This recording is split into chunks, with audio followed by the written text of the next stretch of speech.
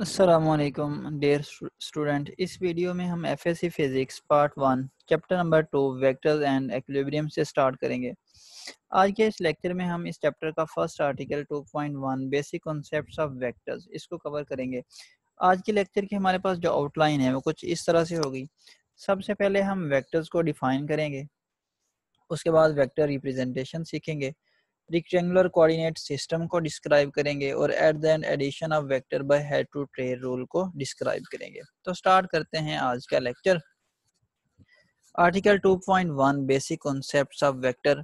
सबसे पहले हम डिफाइन करते हैं कि वेक्टर हमारे पास है क्या। अगर आपको याद हो चैप्टर नंबर 1 में हमने फिजिकल क्वांटिटीज पढ़ी थी, तो ऐसी फिजिकल क्वांटिटीज जिनकी कंप्लीट डिस्क्रिप्शन के लिए हमें मैग्नीट्यूड और डायरेक्शन दोनों की ज़रूरत हो, उन फिजिकल क्वांटिटीज़ को हम वेक्टर्स कहते हैं। फॉर एग्जांपल, अगर आपने मैं कहता हूँ ये कोई व्हीकल है, इस पे आपने फोर्स लगानी है, तो इस फोर्स की जो डायरेक्शन है वो बहुत ज़्यादा इम्पोर्टेंट है कि अगर आपने इसको पुश करना है किसी खास डायरेक्शन के अंदर, तो इसका मतलब ये है कि हमें फोर्स को डिस्क्राइब करने के लिए डायरेक्शन और मैग्नीट्यूड दोनों की ज़रूरत है। तो ऐसी क्वांटिटीज जिनको डिस्क्राइब करने के लिए डायरेक्शन और मैग्नीट्यूड दोनों की ज़रूरत हो, उन्हें क्या कहते हैं? वेक्टर्स कहते हैं। हमारे पास वेक्टर्स की बहुत सारी एग्जांपल्स हैं, जैसे हमारे पास फोर्स है, अभी हमने बात की। आपने स्कूल फिजिक्स में और भी बहुत सारी पढ़ी थी, वेलोसिटी है, उसके बाद एक्सेलरेशन है हमारे पास। तो इस तरह से हमारे पास बहुत सारी क्वांटिटीज़ ऐसी हैं जिनकी कंप्लीट डिस्क्रिप्शन के लिए उनकी मैग्नीट्यूड और डायरेक्शन दोनों की ज़रूरत है। तो ऐसी क्वांटिटीज़ को हम किसका नेम देते हैं? वेक्टर्स का नेम देते हैं। अब हम सीखते हैं कि वेक्टर को हम किस तरह से लिख सकते हैं, इनको हमने किस तरह से राइट करना है। तो वेक्टर रिप्रेजेंटेशन, वेक्टर को रिप्रेजेंट करने के दो मेथड है हमारे पास। एक सिंबॉलिक रिप्रेजेंटेशन यानी सिंबल से इसको कैसे लिखना है, और दूसरा हमारे पास है ग्राफिकल रिप्रेजेंटेशन। तो आइए सीखते हैं सबसे पहले सिंबॉलिक रिप्रेजेंटेशन। सिंबॉलिक रिप्रेजेंटेशन में जैसा कि आपकी बुक में दिया गया है कि हम क्या करते हैं कि हमारे पास जो फिजिकल क्वांटिटी यानी वेलोसिटी, जो वेक्टर क्वांटिटी है जिसको हमने लिखना होता है, उसका एक जो स्पेसिफिक सिंबल है उसको लिखा, फिर उसको क्या कर दिया? बोल्ड कर दिया। यानी वेलोसिटी का वी, अब ये देख रहे हैं ये बोल्ड है, तो ये जो बोल्ड वी है ये किसको शो कर रहा है? वेलोसिटी वेक्टर क्वांटिटी को शो कर रहा है। इस तरह से ये एक्सेलरेशन का ये हमने स्मॉल ए है और इसको क्या कर दिया? बोल्ड कर दिया। इस तरह से फोर्स का जो एफ है इसको बोल्ड कर दिया। अब ये तो वो मेथड है जो आपकी बुक पे गिवन है। अगर हमने इसको कॉपी पे राइट करना है पेंसिल की हेल्प से, तो लेटर को लिख के फिर इसको बोल्ड करना काफ़ी मुश्किल काम है। तो इसका तरीकाकार ये है कि हम उस लेटर को लिखेंगे उस वेक्टर के, उसके ऊपर क्या लगा देंगे? एक लाइन लगा देंगे। तो ये हमारे पास ये हमारे पास जो वेक्टर की एक रिप्रेजेंटेशन आ गई। ये भी एक तरीका है कि हमने उस सिंबल लिखा और उसके ऊपर क्या लगा दी? लाइन लगा दी। बिल्कुल इसी तरह से ये देखें, ये ए, इसको अगर वेक्टर बनाना है तो इसके ऊपर जो है वो हम एक बार लगा देंगे। इस तरह से इस फोर्स के केस के अंदर अभी हमने बात की कि वेक्टर्स जो हैं उनके पास मैग्नीट्यूड है और डायरेक्शन भी है। अगर मैग्नीट्यूड को शो करना हो तो हम क्या करते हैं कि ये जो हमारे पास लाइट फेस लेटर है, यानी ये जो वी है जिसको हमने बोल्ड नहीं किया, ये किसको रिप्रेजेंट करेंगे? ये मैग्नीट्यूड को रिप्रेजेंट करेंगे। तो अगर हमने मैग्नीट्यूड लिखनी हो तो जस्ट क्या लिखेंगे? इन लेटर को लिखेंगे, ना इसके ऊपर एरो लगाएंगे और ना इसको क्या करेंगे? बोल्ड करेंगे। इसकी मैग्नीट्यूड को रिप्रेजेंट करने का एक और मेथड भी है, यानी कि हमने ये वेक्टर लिखा वी, इसके दोनों साइड्स पे क्या लगा दी? लाइन लगा दी। तो ये भी वेलोसिटी की मैग्नीट्यूड को शो करता है।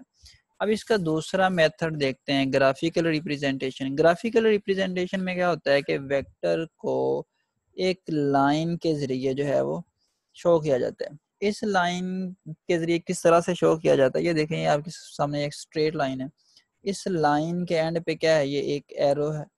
ये जो एरो हेड है ये इस वेक्टर की क्या चीज़ बताता है? डायरेक्शन को बताता है। और इस लाइन की जितनी भी लेंथ है वो इस वेक्टर की किसको बताती है? मैग्नीट्यूड को। तो इसका मतलब ये है कि हमने दोनों चीज़ें कवर कर ली इस मेथड में, यानी ये एक लाइन लगाई, उस लाइन के आगे जो है वो हमारे पास एक एरो है, और ये वाला जो एरो है ये किसको शो करता है? ये एरो जो है इस वेक्टर की डायरेक्शन को शो करता है।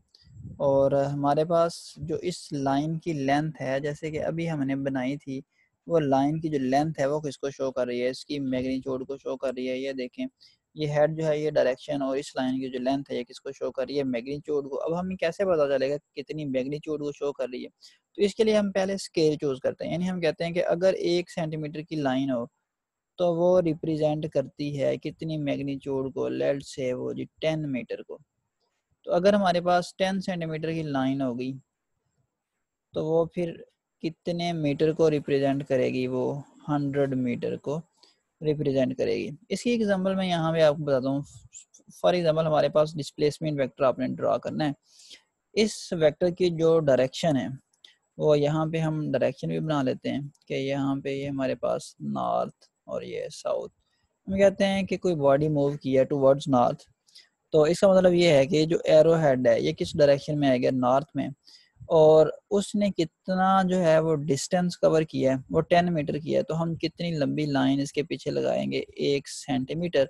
तो इस तरह से ये जो वेक्टर है अब ये किसको रिप्रेजेंट कर रहा है, एक ऐसी बॉडी की मोशन को जिसने मूव किया है और डिस्प्लेसमेंट कवर किया है टुवर्ड्स नॉर्थ, और इस डिस्प्लेसमेंट की मैग्नीट्यूड यानी जितना डिस्टेंस कवर किया है वो 10 मीटर है। और इसको हमने इस वेक्टर से एक लाइन जिसकी लेंथ 1 सेंटीमीटर थी उसकी हेल्प से इसको क्या कर दिया, शो कर दिया।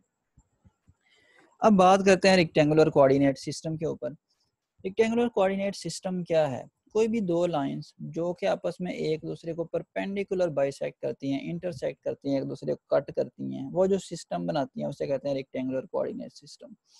अब रेक्टेंगुलर कोऑर्डिनेट सिस्टम जो है वो टू डायमेंशन के अंदर भी है और 3 डायमेंशन के अंदर भी है। अभी हम इस पे बात करते हैं, इससे पहले इसकी डेफिनेशन को एक दफ़ा रीड कर लेते हैं। The lines which are drawn perpendicular to each other are called coordinate axes, and a system of coordinate axes is called the rectangular or Cartesian coordinate system। यानी rectangular coordinate system का दूसरा नाम हमारे पास है Cartesian coordinate system। अब ये जो दो लाइंस हैं इनमें से एक लाइन जो कि हॉरिजॉन्टल है इसको नेम देते हैं एक्स एक्सिस का, और जो दो हमारे पास दूसरी लाइन है जो कि इस लाइन के परपेंडिकुलर है, जो वर्टिकल लाइन है, इस लाइन को हम नेम देते हैं वाई एक्सिस का। जहाँ पे ये दोनों लाइंस कट करती हैं इसको नेम देते हैं हम ओरिजिन का, और इसे ओ से रिप्रेजेंट करते हैं। अब ये तो था, ये हमारे पास दो लाइंस थी और ये 2D के अंदर है। इसी तरह से हमारे पास ये देखें, अब ये 3 परपेंडिकुलर लाइंस हैं जो कि एक दूसरे को इस पॉइंट के ऊपर क्या कर रही हैं, इंटरसेक्ट कर रही हैं। इनमें से एक लाइन को जैसा यहाँ पे हमने नेम दिया एक्स एक्सिस का, दूसरे को वाई एक्सिस का, और ये जो थर्ड है यहाँ पे हम इसको नेम देते हैं जी एक्सिस का। और ये जो हमारे पास कोऑर्डिनेट सिस्टम है रेक्टेंगुलर कोऑर्डिनेट सिस्टम, ये 3 डायमेंशन के अंदर है। अब इसी पे थोड़ी सी और बात कर देते हैं कि 2 डायमेंशन के अंदर और 3 डायमेंशन के अंदर हमने किसी जो पॉइंट है उसको, उसका जो पोजीशन वेक्टर है उसको किस तरह से डिस्क्राइब करना है। इससे पहले मैं आपको थोड़ा सा बताता चलूँ कि आपने किसी भी पॉइंट के जो कोऑर्डिनेट हैं उसको किस तरह से राइट करना है। आपने 9th क्लास मैथमेटिक्स के अंदर भी ये चीज़ पढ़ी होगी। अब यहाँ पे देखें, फॉर एग्जाम्पल मैं कहता हूँ कोई पॉइंट जो है वो यहाँ पे है। अब इस पॉइंट के जो कोऑर्डिनेट हैं वो क्या होंगे, तो सबसे पहले हम चलेंगे एक्स एक्सिस पे, कितना चलें हम 2 यूनिट, और फिर हम वाई एक्सिस के अलोंग कितना चलें 2 यूनिट, तो हम इस पॉइंट के ऊपर पहुंच जाते हैं। तो इस पॉइंट के जो कोऑर्डिनेट हैं वो क्या हैं, 2 unit along x axis and 2 unit along y axis, और ये लेट से कोई पॉइंट ये है, तो ये इसके कोऑर्डिनेट है। इस तरह से इस पॉइंट के जो कोऑर्डिनेट हैं वो क्या होंगे हमारे पास 3 और 4। तो अब देखते हैं कि किस तरह से कोई भी हमारे पास जो वेक्टर है उसको प्लेन के अंदर, किसी भी पॉइंट की पोजीशन वेक्टर को प्लेन के अंदर और जो 3 डायमेंशन यानी स्पेस के अंदर किस तरह से रिप्रेजेंट करना है। तो बात कर लेते हैं पहले 2 डायमेंशन की, प्लेन की। तो प्लेन में हमारे पास जो वेक्टर होता है हम उसको उसकी डायरेक्शन बताने के लिए वो एंगल मेजर करते हैं, वो जो एंगल बनाता है विद पॉजिटिव एक्स एक्सिस, और इस एंगल को हम मेजर करते हैं एंटी क्लॉकवाइज डायरेक्शन के अंदर, और हमें एक ही जो एंगल है उसकी ज़रूरत है। यानी अगर हमें प्लेन के अंदर एंगल बताना है तो हम क्या करते हैं, उस वेक्टर का एंगल देखते हैं उसकी डायरेक्शन बताने के लिए। वो एंगल जो बना रहा होता है किसके साथ, पॉजिटिव एक्स एक्सिस के साथ, और किस डायरेक्शन में, एंटी क्लॉकवाइज डायरेक्शन के अंदर। स्पेस में किस तरह से फिर देखेंगे, 3 डायमेंशन में। 3 डायमेंशन के अंदर हम एंटी क्लॉकवाइज या क्लॉकवाइज का इशू नहीं होता। इसमें ये है कि हमने उस वेक्टर का हर एक्सिस के साथ एंगल देखना है। जो वेक्टर फॉर एग्जांपल ये वेक्टर ए है, ये जो भी एंगल बनाता है एक्स एक्सिस के साथ इसको कहते हैं अल्फा। जो ये एंगल बनाता है वाई एक्सिस के साथ उसको बीटा, और जो जी एक्सिस के साथ एंगल बनाता है उसको गैमा कहते हैं। तो इस तरह से स्पेस के अंदर हमें कितने एंगल डिटरमन या कितने एंगल की ज़रूरत होती है किसी भी वेक्टर को डिस्क्राइब करने के लिए, उसकी जो डायरेक्शन है उसको डिस्क्राइब करने के लिए 3 एंगल्स, और प्लेन के अंदर जो है वो ओनली 1 एंगल इज़ नीडेड। और भी कौन सा एंगल, जो एंगल वो पॉजिटिव एक्स एक्सिस के साथ यहाँ पे बनाता है। अब बात कर लेते हैं addition of vector by head to tail rule. ये जो मेथड है ये आपने पहले भी पढ़ा हुआ है, तो इसको एक दफ़ा से फिर सीख लेते हैं कि ये किस तरह से है। इस मेथड को ये हमारे पास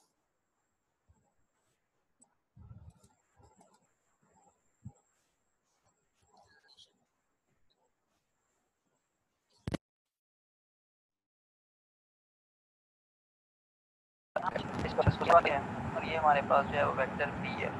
अब हमने क्या करना है, हमारे पास जो फर्स्ट वेक्टर था ए, उस वेक्टर की हेड पे जो हमारे पास सेकंड वेक्टर है उसकी टेल को प्लेस करना है, और फिर इन दो वेक्टर्स का जो सम है वो क्या होगा, फिर वो एक ऐसा वेक्टर होगा जिसकी जो टेल है वो इस फर्स्ट वेक्टर की टेल के साथ मिल रहा है, और उसका जो हेड है वो लास्ट वेक्टर की हेड के साथ मिल रहा है।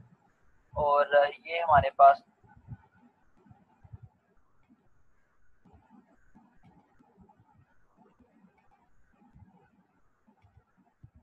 अब हम बात करते हैं वेक्टर एडिशन बाय, पास जो फर्स्ट वेक्टर था ए, उस वेक्टर की हेड पे जो हमारे पास सेकंड वेक्टर है उसकी टेल को प्लेस करना है, और फिर इन दो वेक्टर्स का जो सम है वो क्या होगा, फिर वो एक ऐसा वेक्टर होगा जिसकी जो टेल है वो इस फर्स्ट वेक्टर की टेल के साथ मिल रहा है, और उसका जो हेड है वो लास्ट वेक्टर की हेड के साथ मिल रहा है।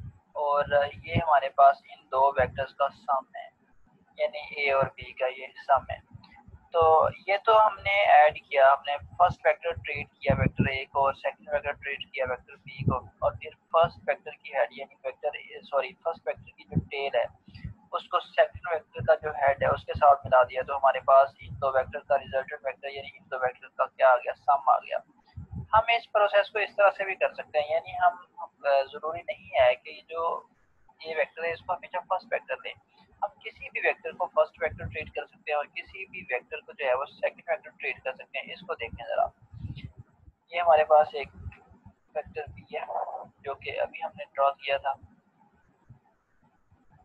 इसको अब मैं ट्रीट करता हूँ एज अ फर्स्ट वेक्टर। तो उसके बाद ये वेक्टर बी है, नहीं सॉरी वेक्टर ए है, इसको मैं अब ट्रीट करूँगा एज अ सेकंड वेक्टर।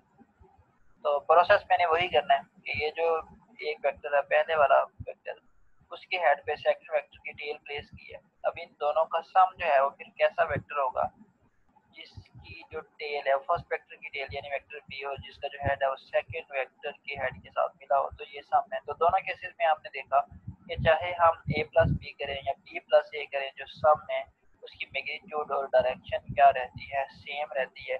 तो इसका मतलब ये है कि ये वाला जो प्रोसेस है हमारे पास ये कम्यूटेटिव है, यानी a प्लस बी जो है वो किसके इक्वल है, b प्लस ए के। लेकिन इस और वो वेक्टर्स को ऐड, तो आपने उनकी डायरेक्शन को चेंज नहीं करना। तो इस वीडियो में हमने सीखा कि जो हेड टू टेल रूल से हम वेक्टर्स, दो वेक्टर को ऐड करते हैं, तो जो हमारे पास सम होता है वो इर्रिस्पेक्टिव ऑफ ऑर्डर होता है। क्या मतलब इसका, यानी a प्लस बी जो है वो किसके इक्वल होता है, b प्लस ए के। तो इसको कहते हैं जो वेक्टर एडिशन है वो क्या है, कम्यूटेटिव है।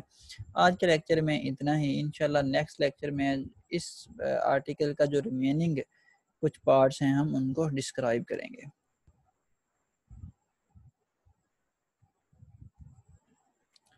चलें जी।